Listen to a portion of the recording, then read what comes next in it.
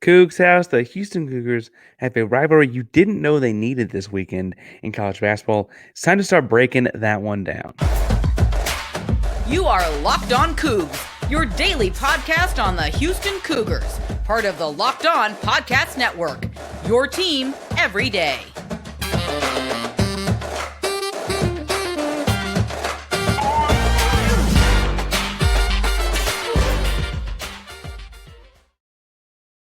Welcome to Locked On Coogs, daily podcast about your Houston Cougars. I'm your host, Houston-born teacher and coach, Parker Ainsworth, here to break down all things Cougs. If you're a UH fan or just a hater who can stop by, please be sure to subscribe down below. That way we can lay us on the Cougs in your newsfeed each and every day. Appreciate you making Locked On Coogs your first listen of the day. Welcome back to the YouTube channel. If you found us, it is so good to see you again. Make sure to subscribe. We're doing a giveaway every 250 subscribers. The next one of those is at 2,000. That's a big one. Hit subscribe, help us get there. Like and comment on the video to let us know you are in that contest. If you have no idea what to say after watching this basketball preview, you're more of a football guy, a Fritz guy, just looking for something to dive in, Houston Cougars don't know what to say, tell us what's the weirdest thing you put on a hot dog. Leader in the clubhouse right now is cream cheese. All right, so a lot of things to break down in this Texas A&M matchup for Houston, this Texas size matchup, Texas two-step going down at the Toyota Center this weekend. Houston and Texas A&M will play in the first game with University of Texas Austin and LSU playing the game afterwards. Fun day hoops for those who can get down to the Toyota Center to watch it. I hear it's an expensive ticket, but I believe the ticket gets you to both games, so obviously cheer for Houston, cheer against the Horns. I will say, I guess people probably dislike LSU just as much. Have fun. Have a fun day of basketball. Now, I want to break this down to kind of three different things to start looking at this basketball game. It is on paper the biggest non-conference game on the Houston basketball schedule, and so I think it's warrants a couple days of breaking things down. One, I think this is about the best point guards in America, and we're going to talk about that in the first segment. In the second segment, I think what this game is going to actually come down to, though, is the battle on the boards, the rebounding, and then last but not least, today I want to talk some about the depth being finally actually tested, a strength that's been a strength of Houston's thus far this season, getting tested a little bit in this ball game. Now, I will say I've watched a cut of three Texas A&M games to get ready for this episode. I watched Memphis, Virginia, and FAU. I was unintentional about watching all three losses. My thought were that Memphis was the most recent game of opponent, frankly, we're a little familiar with. And then Virginia and FAU both play defensive-minded basketball, kind of in a way that's similar to Houston. Not the exact same kind of schemes as Houston, but I thought it was a similar enough focus. Also worth pointing out that, yes, all three of those are the 7-3 Texas A&M losses thus far. Now, the biggest show and probably the biggest billing going into this game is that you very realistically are looking at, yes, the two best point guards in America. Wade Taylor, the fourth point guard from Lancaster, Texas, went to Lancaster High School, a very good program in the DFW Metroplex. He will be facing off one-on-one with Jamal Shead most directly. They're both under 6 feet tall. They're both on the Cousy watch list. Taylor is a little bit more proficient scorer, or at least he is given that role more, I'll say, at a little over 17 points per game.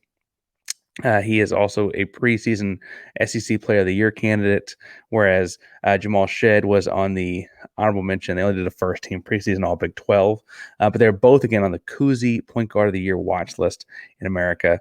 As I mentioned, that Wade Taylor is offensively minded. I should point out that he has 2.2 steals per game, and Jamal Shead has 2.6 steals per game. He has 17 points per game. Jamal Shead's down closer to 11. Right, like. They're fairly comparable around a lot of categories, especially things like assist to turnover ratio. Do a great job of orchestrating their offenses. Wade Taylor's role is just around scoring basketball more. I think it's interesting, though, that as a point guard, as an under 6 foot, he's listed as 6 foot. We all know what that means. As an under 6 foot point guard, he's actually not a great shooter. He admittedly would have to be shooting off the dribble a lot because he doesn't have the ball out of his hands a lot, but he's not a great distance shooter, which of course means I'm jinxing things for the Saturday, but by legacy to this point, he's not a great distance shooter. They typically find different ways in either horn sets or single high sets to get him screens at the top of the key. Horn set, meaning if you think of like an upside down hook 'em horn, you have like two guys in the corners, and then the other two knuckles are like two big screening at the top of the key, and he gets to choose one to go off of. The other one typically goes into a back screen for someone on the other side of the floor. They have a couple different actions off of that horns look, but he typically uses one of those screens to get downhill. He, frankly, if you are bad at navigating the screen as a point guard, he attacks the rim, forces penetration that way, gets the defense out of rotation. If you try to double him, he's good at finding the high post roller, finding the pop on the other side of the horn set, again, the defense in a quick rotation that way. It's not always an assist, it's often a hockey assist or a pass before the pass kind of situation. But it is him starting, initiating the play. What I think is interesting about this for Houston is a couple things. One, Jamal Shead may not need a lot of help with the screen. Houston has done a number of different things with ball screens in the Kelvin Sampson era. They're frankly famous for how intensely they trap the ball screen. But as a one-on-one defender, Jamal Shead doesn't need a trap. It's more of a schematic advantage they use.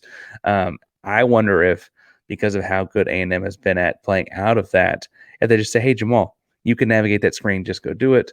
Or if they mix it up some, I could see Jamal Shead being the kind of defender that kind of throws a wrench in their plans by being able to navigate the ball screen so that Taylor can't get downhill, but also not need the double team that helps them get guys out of rotation.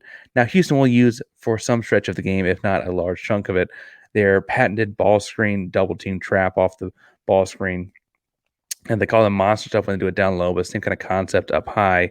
And when they do that, what'll be interesting to see for me, what I'm paying attention to is how Houston rotates off to cover up the short roll and the pop. I imagine what you see happen is that A&M is a bad three-point shooting team. Only one guy is shooting over 33% from three. That's Hefner. He's the only guy with any volume, shooting over 33% from three. He's shooting closer to 40% thus far. I could see them sagging off a bunch of different guys to prevent back cuts and prevent shots at the rim and kind of give themselves that extra second to rotate because we know how fast they move or how quickly they move on the flat of the ball. And so I could see them doing those things at the trap and just like not helping off of Hefner maybe as much, kind of dictating based on how they force the ball off of those horn screens, things like that, kind of moving away from setting Hefner up for a potential three out of a rotated defense like that. I will say that Wade Taylor is a really good basketball player. And so while I'm picking Jamal Shead in this matchup of point guards, I think Jamal Shead's going to get the better of him on both ends. We've seen Jamal Shead, Max Amos from last year. Earlier this season, we saw him in the Charleston Classic, and frankly against Xavier as well, shut down opposing point guards when he needs to. I imagine Wade Taylor gets his points. He's a prolific scorer. He's a strong kid. He finishes around the rim very, very well. And frankly, he's going to get transition buckets as well. I don't think they're going to hold him scoreless or to 3 points or anything like that. But I do think he'll have trouble getting to 17-point average. And I do think he'll be frustrated in the way he starts and initiates their offense.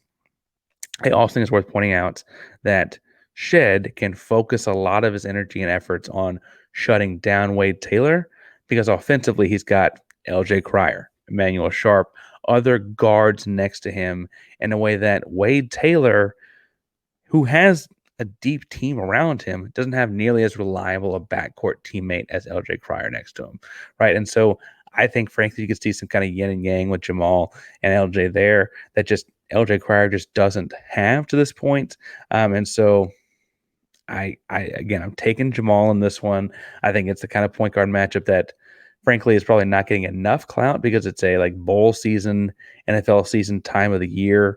If it were just college basketball going on right now, I think there'd be everyone in America talking about the point guard matchup this weekend. Now, I have to say, as far as things that everyone is talking about and winning that everyone is talking about, we want to make sure that you are finding ways to win as well at PrizePicks, because PrizePicks is the #1 daily fantasy app. It's a great place to go put your sports knowledge to the test. You can pick more than or less than a bunch of different statistical categories for your favorite athletes, teams, and in various sports that you think you know something about. So if you see things like I know a lot about football and basketball, so you're going to look at like Travis Kelce, LeBron James, over under 10.5 catches or receptions and 3-pointers made. Say, I think it's going to be more than that. You go put some money where the mouth doesn't say that that's going to be a more than kind of stat. You have Travis Kelce gets his 7th catch. LeBron James gets his 4th 3-pointer in. Boom, you've got it. You can also do this cool thing where they have all kinds of injury reboots, or if a guy on your pick gets injured in the first half, does not come back in the game in the second half, he gets rebooted. You don't lose any cash on. It's awesome injury insurance. It's only available at PrizePicks. Go to prizepicks.com/lockedoncollege. Use code LOCKEDONCollege for a first deposit match up to $100. That's prizepicks.com/lockedoncollege and use code LOCKEDONCollege for a first deposit match up to $100. That's LOCKEDONCOLLEG. Go to prizepicks.com. First deposit match up to $100. All right. Now, in his media availability, Coach Sampson mentioned that he thinks the biggest thing to watch out for A&M is their offensive rebounding. And I have to say, I watched the Memphis game and I watched the FAU game and I watched the Virginia games. I was like, they're a pretty good rebounding team. I see what Sampson's saying some, but they're pretty good. But Houston's pretty good. What's the big deal here? By percentage of shots missed, like their own shots missed, A&M is currently second in all of college basketball at rebounding. That was at a 45% rate. That means almost every other shot they miss, they're getting the rebound for. That's second in college basketball. And for what it's worth, they actually have the most offensive rebounds to this point in college basketball, just by percentage, obviously, right? You shoot more shots at that, right? On the inverse, I will say Houston is rebounding at a 41.8% clip. So when I think of how good Houston is offensive rebounding, they're rebounding another couple of shots per game on the offense side of the ball, more than Houston is on average. Now, the big test of wills here will be that Houston only allows offensive rebounds per KenPom on 26% of shots missed, and Texas A&M only allows offensive rebounds per KenPom on 28.7% of shots missed. Whichever one of those teams can kind of pull that swings or that seesaw closer to their side is going to have a big advantage in this one, because both teams on offense, Houston and Texas A&M alike, rely on second and third opportunities, putbacks, garbage bucket, I'm tougher than you buckets, etc. Now, I say that to say that I take Houston in that matchup, especially when we look at like the marquee players for Texas A&M are more of the similar athlete body types. They're not, I mean, they have a 6'10 and 6'11 on their roster, but the guys that get real minutes and real playing time are more like the 6'7s and 6'8s that Houston plays with as well. So they're not going to be rolling out there with a bunch of guys to outman and outpower us or just outreach us on that. It's going to be about high motor and who gets after the ball. I always take Houston in those situations. Kelvin Sampson's culture has run a program that has yet to prove me wrong, and that when it just comes down to the motor, it's almost always a Houston Cougar basketball. Now, again, you talk about who pulls the swing set or who pulls the seesaw to their side in that category. The guy to watch out for in I would say in College Station, with the games in the Toyota Center from College Station, is Henry Coleman. Henry Coleman is listed at 6'7", 230. He's a big, strong guy. He's getting about 9 rebounds per game. Again, only 6'7", got the long wingspan, high motor, really, frankly, Houston Cougar looking kind of athlete. And that makes sense when you look at like the kind of programs Buzz Williams has run, who's now at A&M, obviously, the kind of programs that Kelvin Sampson has run. Like, they're looking at very similar types of big bodies. I think the more concerning thing for Houston may be the news about Jawan Roberts. Now, Jawan Roberts played against Rice. So I don't mean to say that he's not playing, but it was, excuse me, it was reported in the media availability on Wednesday that he has not practiced this week. Coach was quick to point out that it's all precautionary. I imagine he plays and starts on Saturday. I imagine if he was not playing and starting on Saturday, we'd have heard about it. Not from Kelvin himself, but something would have come out about that because it's a pretty significant loss. But he is dealing with knee pain, injury. Sounded like there was some swelling just from being, it sounded like, overworked. So he's taking some time off this week to rest it. Then you compound that with JoJo Tugler, we know had a back injury or back tightness and things like that earlier in the year. And the high motor he brings to be really important in this game, even off the bench. And both of those guys look to play a pivotal role in this matchup as you look at the kind of rebounding game we're going to look at. Again, we mentioned whoever wins the seesaw in this offensive rebounding battle, whoever gets it closer to their norms and say closer to, air quotes, normal game in terms of offensive rebounding, probably wins the basketball game. For Houston to have a chance at that, they're going to have their, air quotes, normal rotation too, right? I think that makes sense. If Jawan's 100% and Coleman's 100%, I'm taking Jawan. If JoJo Tugler's 100% and Henry Coleman's 100%, I'm taking JoJo Tugler. Frankly, if Javier Francis is down there as well, I'm probably taking Javier. I think the difference is that we know Houston gets pretty short pretty quickly in that front line. And so I want to have all cards on the table, have all my guys if I'm Houston. And in the front court, I think A&M is kind of hoping that, can Coleman dominate a guy that hadn't played as much long basketball games or been a starter for as long in JVR? Can he dominate a freshman, right? Henry Coleman is a senior. And can he dominate a freshman like JoJo Tugler? Or is he going to get matched up with Joanne Roberts and suddenly be put in kind of a predicament where, it's a really, really tough matchup for Coleman? Now, he's not their only offensive rebounder of any note. We'll talk some in the depth segment about Andy Garcia, their guy that comes off the bench for them. He is a really impressive athlete, 6'7", 200 pounds, long, very, again, Houston Cougar-looking type of basketball player, which makes for a fun contest. I think it'll be a fun game to watch. But he'll also be involved in this. Frankly, it'd be fun to watch him and Tugler coming off the bench together and compete for rebounds. Andy Garcia, make sure I have my notes right here, is also a senior. So again, that's kind of like a veteran versus the youth on Houston's front line kind of matchup. Will be interesting to see how that one goes. I'm still taking the Cougs. I don't mean to alert anyone or worry anyone, but I do think that's a crucial point in the game is who has a more reliable or a closer to normal offensive rebounding performance, which team that is. And frankly, if Houston's kind of playing hurt, not injured, but hurt, you hope that they can find ways to, rest up and muscle through it from Saturday. Now, I will say that having just played as, distant as you can, they played Rice last Saturday. It was a blowout, so not everyone had to play. You'd hope that, or they played Jackson State, last Saturday, and Rice earlier in the week. You'd hope that with two blowouts like that, you could kind of rest your guys up throughout the week and practices and so on to be ready for this A&M game.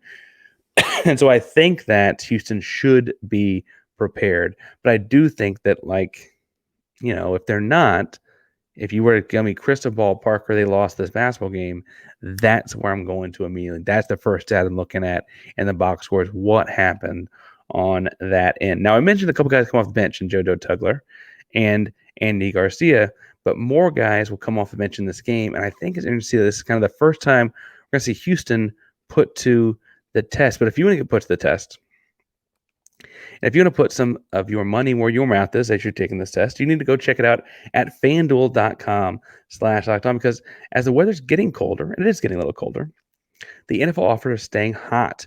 Right now, new customers get $150 in bonus bets with any winning $5 money line bet. It's $150 if your team just wins. So if you've been thinking about trying FanDuel, there's no better time to get in on the action. They have not released lines yet for the Houston and A&M basketball game. I'd imagine Houston is a favorite, as is at the Toyota Center. Houston's higher ranked, etc.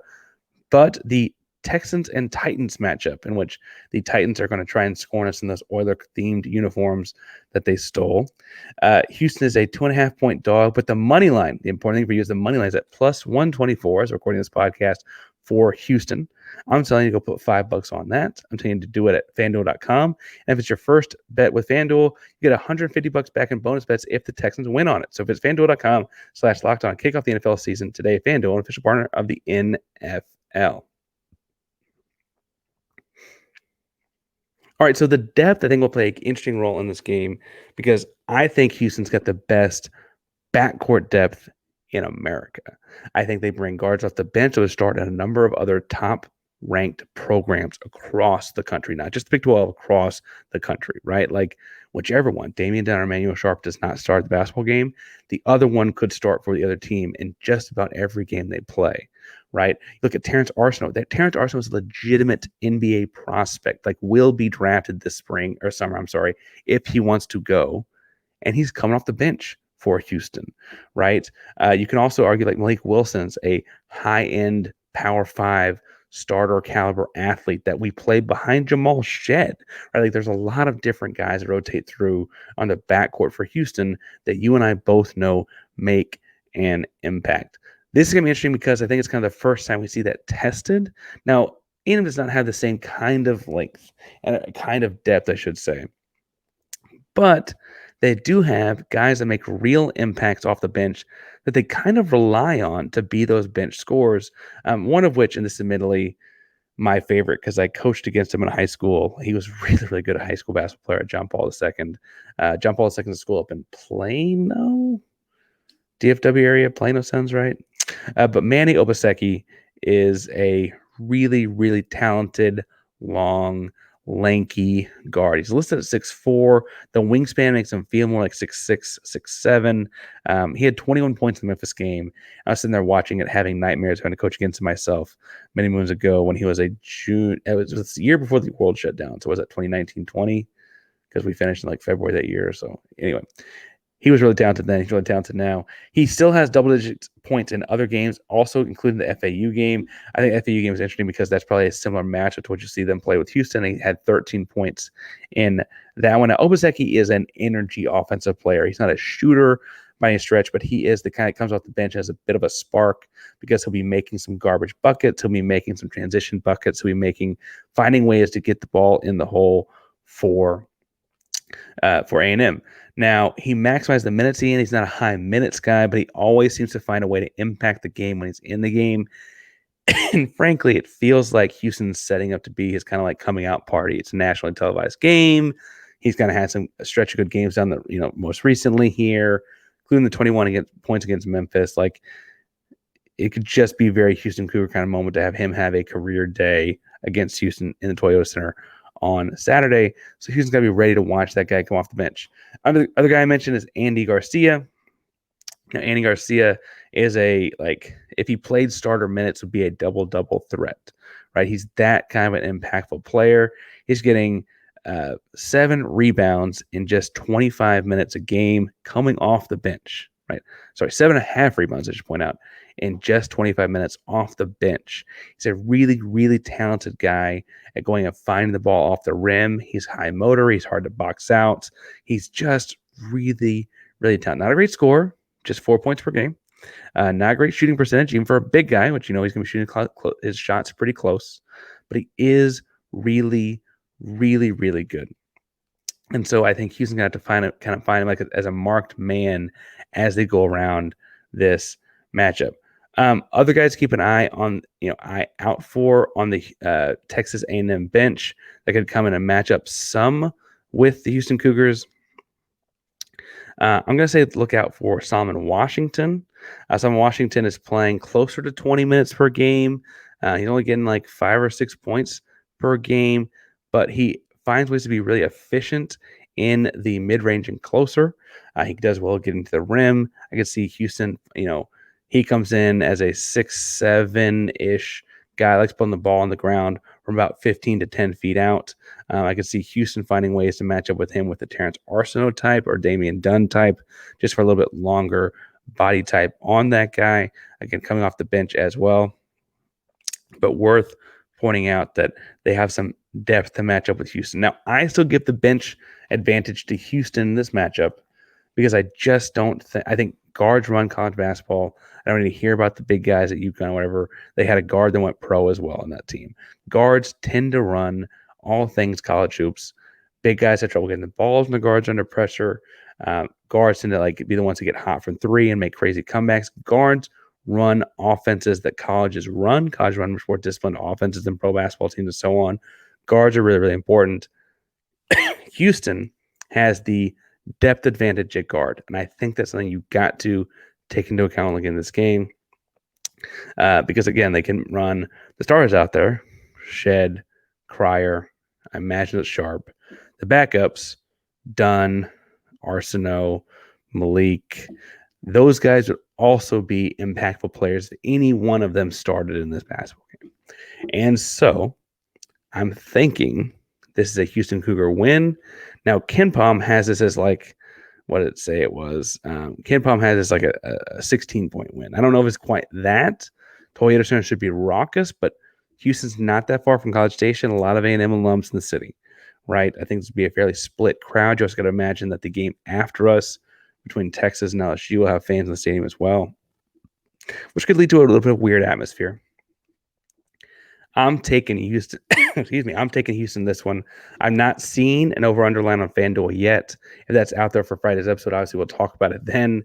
But I am taking Houston in this one. Now, Friday, unless some major football news comes up, we're going to still continue to preview this game, continue to look at more things in depth. We may even bring someone on. We'll see that in a second.